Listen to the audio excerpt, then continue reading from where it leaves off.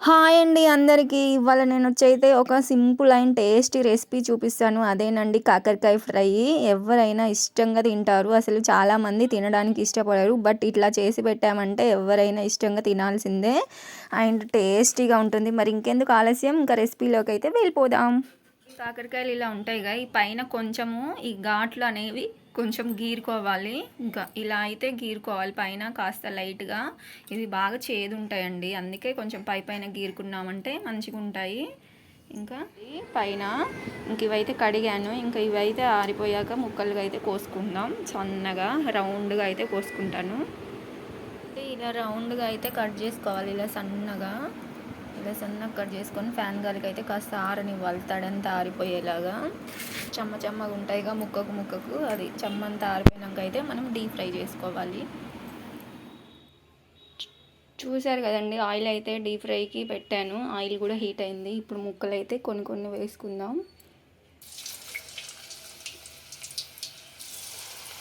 Current పోయింది.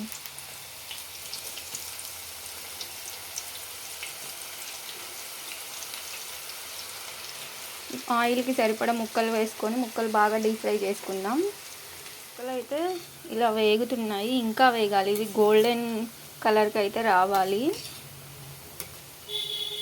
నేను తీసుకున్న 1/2 kg కాయలకు 2 ఆయిల్కి అయితే వేస్తున్నాను. ఇలా సన్నగా కట్ చేసుకోవాలి, అప్పుడే త్వరగా అయితే వేగిపోతాయి.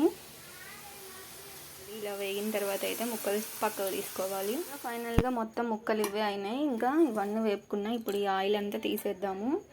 ఆయిల్ అంతా తీసి మనం తాలింపు కావాల్సినంత ఆయిల్ మాత్రమే ఉంచేసుకుందాం. తిన్నారు కదండి, ఇక్కడ కొన్ని పుట్నాల పప్పు అయితే వేసుకున్నాను. కొన్ని లైట్గా వేసుకోవాలి. ఇవైతే ఒకసారి మిక్సీ తిప్పుదాం. ఇలా పౌడర్ చేసుకున్నాం కదా. ఇప్పుడు మనం కారం ఎంత తింటామో చూసుకొని కారం సరిపడా ఇక్కడ నేనైతే 2 స్పూన్స్ అయితే వేసాను. ఇక్కడ చూస్తున్నారుగా సాల్ట్ కూడా వేసుకున్నా. ఈ వెల్లుల్లిపాయలు కూడా వేసేసుకున్నాం. కొంచెం జీలకర్ర కూడా వేసుకొని ఇప్పుడైతే ఇది మిక్సీ పట్టుకుందాం. ఇక్కడ చూస్తున్నారు కదా, తాలింపు అయితే వేసేసుకుందాం. కొంచెం ఆయిల్. ఇప్పుడు ఇందులో ఎండు మిరపకాయలు అయితే వేసేసుకుందాం. కొంచెం జీలకర్ర, కొన్ని ఆవాలు, అలాగే కరివేపాకు. తాలింపు బాగా వేగిన తర్వాత గ్యాస్ ఆఫ్ చేసేసుకుందాం.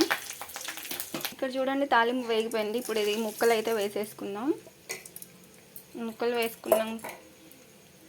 వేసుకున్నాం కదా. ఇప్పుడు మనం ఈ పౌడర్ కూడా యాడ్ చేసుకుందాం. చూసుకొని యాడ్ చేసుకోవాలి. చూసారు కదండి, ఇంకా పౌడర్ యాడ్ చేసుకొని అయితే మంచిగా మిక్స్ చేసుకున్నామంటే అంతే, మనం కాకరకాయ ఫ్రై రెడీ అయిపోతుంది. నేను ఇలా ముక్కలు ఎందుకు మిక్సీ పట్టాను అనుకుంటున్నారా? కొందరు ముక్కలు పెద్దగా ఉంటే తినడానికి ఇష్టపడరు, పిల్లలైనా పెద్దవాళ్ళైనా. అసలు చాలామంది కాకరకాయ ఇష్టపడరు కదా. ఇలా చేసామంటే కొంచెం తినేస్తారు అన్నట్టు ఈజీగా. ఇంకా చూసారుగా, ఫైనల్గా మన కాకరకాయ ఫ్రై అయితే రెడీ అయిపోయింది. చాలా టేస్టీగా, చాలా యమ్మీగా ఉంటుంది. ఎవరైనా ఇష్టంగా తినేస్తారు ఇలా చేసి పెడితే. ఇలా స్టోర్ చేసుకుంటే 1 month వరకు కూడా స్టోర్ ఉంటుంది. 15-20 days, 1 month వరకు కూడా స్టోర్ ఉంటుంది. మీరు తప్పకుండా ఇలా ట్రై చేయండి. And thank you for watching.